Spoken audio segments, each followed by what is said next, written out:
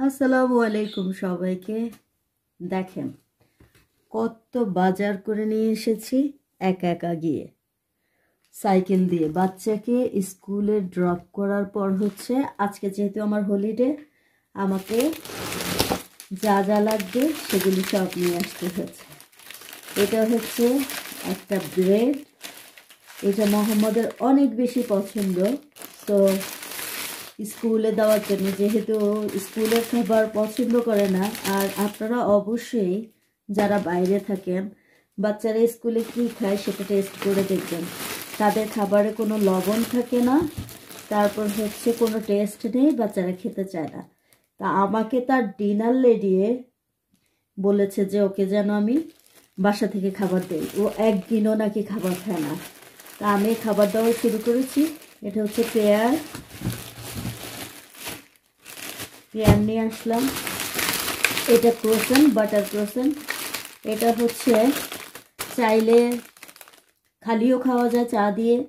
তারপর ব্রিটিশদের সবচেয়ে একটা পছন্দের খাবার কফি, আর একটা ক্রোসেন্ট সকালের নাস্তা। ব্যাস, যাদের হাতে সময় থাকে না।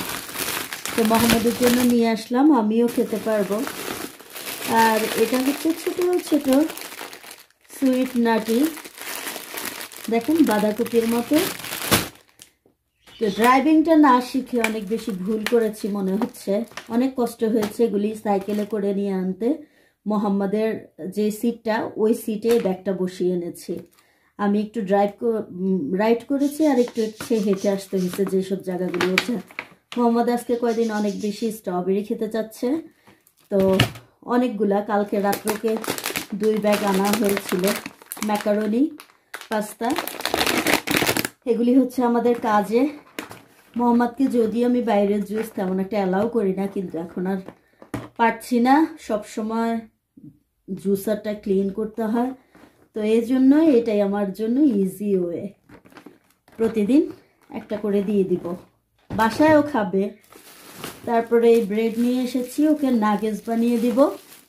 তো ব্রেড লাগবে, আর ওকে এগ দিয়ে টোস্টার করে দেওয়া যাবে। এটা আরেকটা পাস্তা নিয়ে আসলাম। মানে গিয়েছিলাম শুধু ওর স্ট্রবেরির জন্য, পরে মনে করে করে এই যে আরও স্ট্রবেরি নিয়ে এসছি। মানে ও বলছে যে ও 1000 স্ট্রবেরি খাবে। তো আজকে কয়দিন শুধু স্ট্রবেরির উপরেই আছে। ভাত বললেই দেশের বাচ্চারা বলবে যে না, ভাত খাবে না। এই আপেল, এগুলি আবার এখন ঠিক করে সব কিছু রাখতে হবে। কলা, তারপর এটা সালাদ পাতা, এটা একটু মায়ো, তারপর একটু কেচাপ দিয়ে সুন্দর করে শসা টমেটো দিয়ে মিক্স করে, তারপর যদি তন্ন দিতে চান সেটাও দিতে পারেন। সুন্দর একটা সালাদ তৈরি করে রুটি দিয়ে খাওয়া যায়, মানে ঝটপট শর্টকাট। এই যে এই কেচাপটা কিন্তু ভালো, আমাদের অনেকেই এখন বাংলাদেশে এটা সেল করছে। দেখেন কতগুলো স্ট্রবেরি। মানে স্কুলে যাওয়ার সময় আমাকে বলে গিয়েছে, তা আমি স্কুলে তাকে ড্রপ করে আমার লক্ষ্যই ছিল আমার কাজ পরে একবার স্ট্রবেরি এনে। ড্রাই কেক এনেছি, বাসায় বানানোর সময় নেই আমার। আপেল নিয়ে এসেছি, যেহেতু প্রত্যেকদিন সকালবেলা আপেল না হলে চলবে না। ওয়েটাবিক্সের সাথে আপেল, আর এই যে এটা আক্টিমেল স্ট্রবেরি।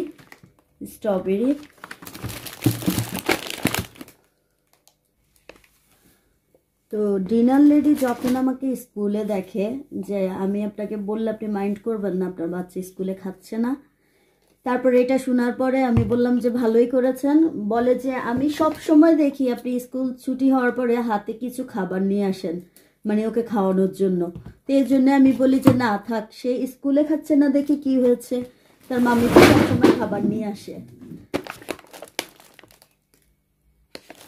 তা আমার জানা মতো আমার একটা স্টুডেন্ট তার মাম্মির কাছে সব সময় বলে, আমাদের বাঙালিদেরই, যে মাম্মি আমি স্কুলের খাবার খেতে পারি না। ছোট বাচ্চা, কিন্তু ওর মাম্মি খুব রাগ করে যে তোমাকে স্কুলের খাবারই খেতে হবে, কারণ স্কুলের খাবারটা ফ্রি, সেজন্য।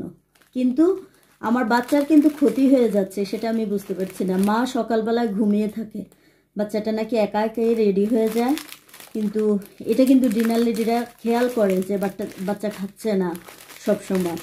আমি সব সময় ট্রাই করি, মোহাম্মদ হচ্ছে ফার্স্ট প্রায়োরিটি আমাদের, তারপর সব কিছু।